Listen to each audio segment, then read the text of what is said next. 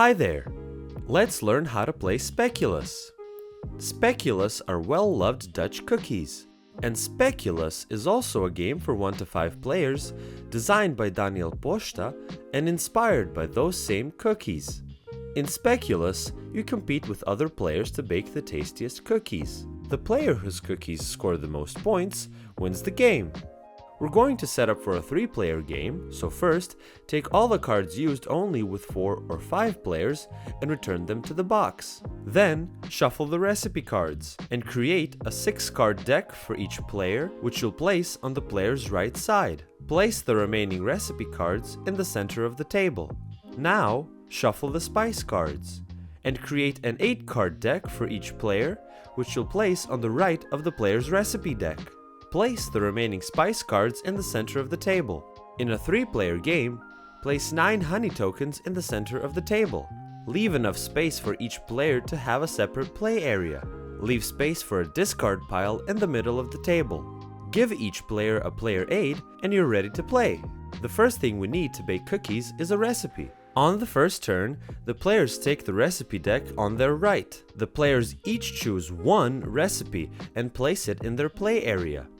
Then, the players send the remaining cards towards the player on their left by placing them as a face-down deck between themselves and the spice deck to their left.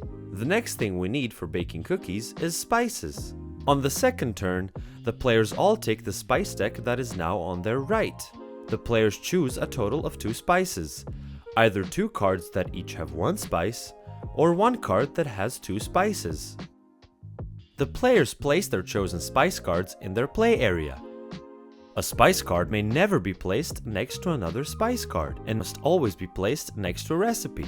After choosing their spices, the players send the remaining cards towards the player on their left by placing them as a face-down deck between themselves and the recipe deck to their left. On the next turn, the players will again take the recipe deck on their right. When placing a recipe card in your play area, it may never be placed next to another recipe card. It must be placed next to a spice card. On the next turn, the players will again take the spice deck and choose 2 spices. Because of the way spice selection works, the players won't get an equal number of spice cards in their hands, or they sometimes might not even get any spice cards at all. This is normal, you're not playing it wrong. If you have only 1 card with 1 spice in your hand, you play that card. Take special care that everyone takes their deck in their hands at the same time. No player should run ahead with their turns. There are 6 spices in the game: cardamom, white pepper, clove, nutmeg, cinnamon, and my favorite, ginger. And these are the spices actually used in Speculaas cookies. As the 7th spice, we have honey, which can also be found in some recipes for Speculaas cookies. In the game, honey is a special type of spice. It can count as an additional spice of any type, giving you additional points. When you choose a honey card, do not place it in your play area. Instead, discard the honey card and take a honey token from the supply. Place the honey token immediately on one of your recipes. Each recipe can only hold 1 honey token, so in order to take the honey card, you must have an available recipe for the honey token. But if you have 2 available recipes on which to place the tokens, you may even take 2 honey cards on the same turn. Continue choosing recipes followed by spices until everyone runs out of cards. Then it's time to make another batch of cookies and do the whole thing again for another round. Setup for the second round is similar to the initial setup of the game. First, take the recipe cards from the center of the table and create a 6-card deck for each player, which you'll place on the player's right side. Then, take the spice cards from the center of the table and create an 8-card deck for each player, which you'll place on the right of the player's recipe deck. And that's it! Starting with the recipe cards, players play the same way as in the first round, until they run out of cards. Once the second round is over, it's time for scoring. Score the recipes one by one, going from left to right in your play area. Most recipes give you points for spices that are adjacent to them. There are 6 basic recipes in the game, 1 for each spice. These always give you 3 points for every adjacent spice of that type. In this case, you'll get 9 points, 3 for each cardamom adjacent to the recipe. And if there is a honey token on this type of recipe, you get an additional 3 points for it.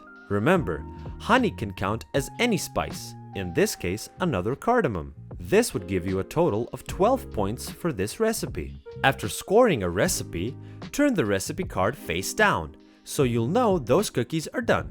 Be sure to leave the honey token on the card if there is one. This recipe wants spices of the same type to be adjacent to the recipe. How many points you get is displayed on the card. 2 of the same spices give you 4 points. 3 of the same spices give you 8 points.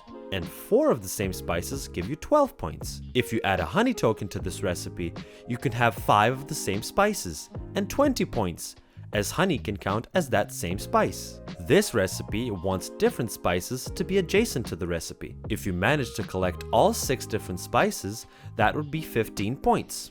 And a honey token on this recipe would count as the 7th spice, giving you 21 points. This recipe is all about pairs. A pair of the same spices will give you 4 points, 2 pairs will give you 9 points, and so on.